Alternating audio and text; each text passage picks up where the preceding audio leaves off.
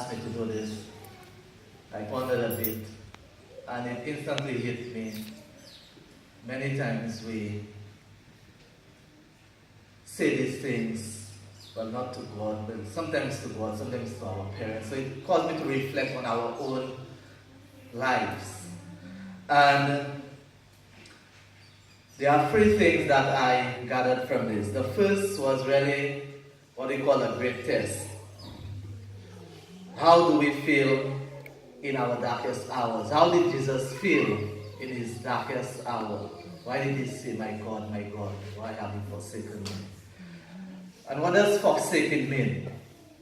Forsaken means to abandon, to desert, to leave, or to leave behind, to leave high and dry, or to turn one back on you. Why would God forsake us? Imagine Jesus, the Son of God, who has no sin, done nothing wrong, ask him, why?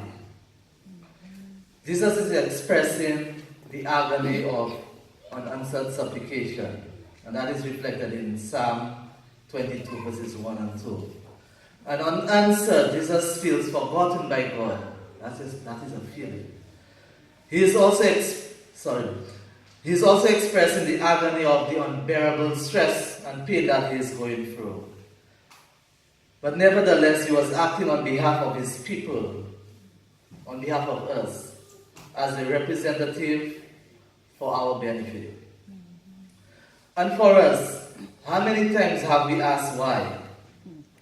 I want you to think back for a few seconds. Many of us have often asked why.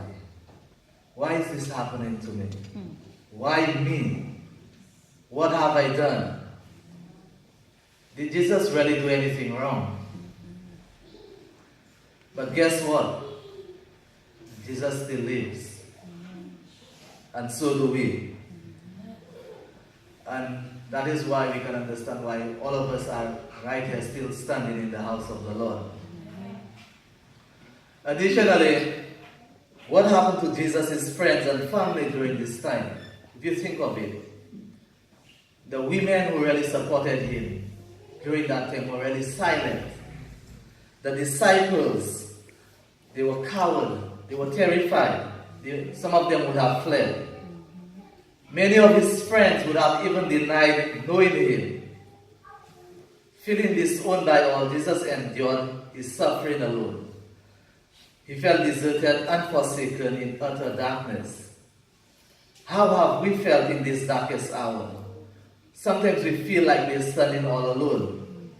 Sometimes we say, when things were nice, I had all these friends. But where are they now? Who is the only one that we can really count on when we feel like everyone has given up on us? When all is lost? Who is the only one? When we feel despised and rejected, abused and slandered, misunderstood and forgotten, and we wonder why God seems to be doing nothing to protect and defend us. We wonder why. But Jesus knows what we feel. Jesus knows what it feels like because he has gone through it.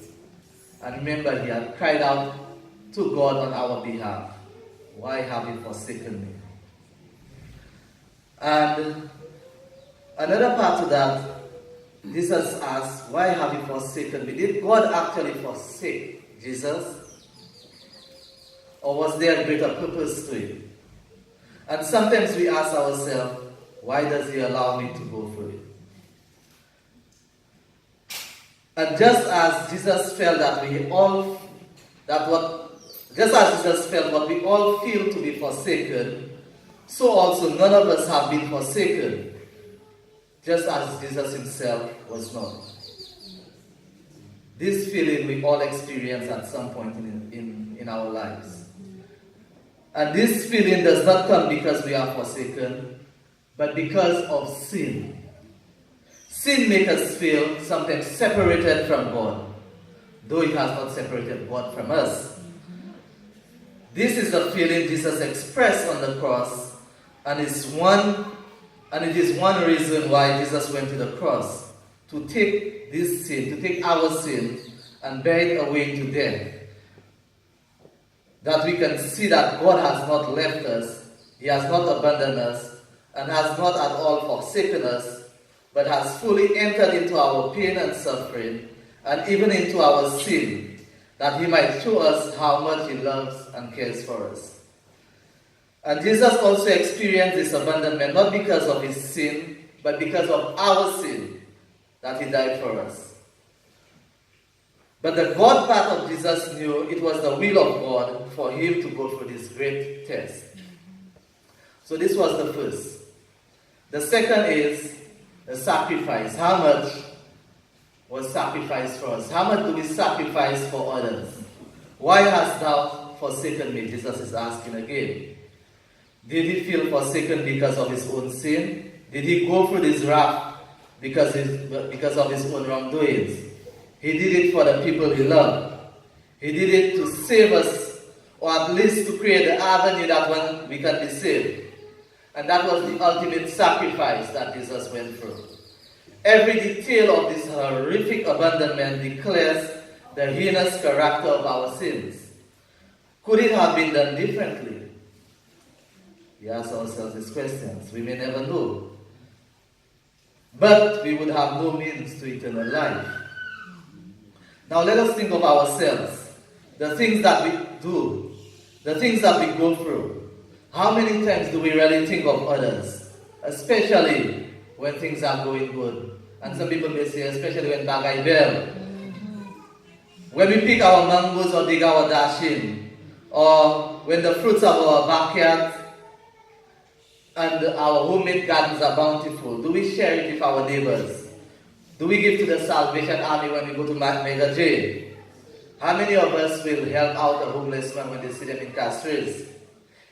Even the subtle things that we do when we drive and notice someone is really busy trying to cross the street, but we say, let this man take his time. We don't know whether this person really has an emergency. Okay, how much would we sacrifice to help the ones that we love? To save the ones that we love? Ask yourself these questions. That is number 2, the sacrifice. Number 3 speaks about relationships. Do we forsake our relationships when things are not going too well? Did Jesus forsake His relationship with God? When Jesus cried out, "Why have you forsaken me?" May it have been because He was experiencing a brokenness in His relationship with God, with His Father, that they had never before experienced.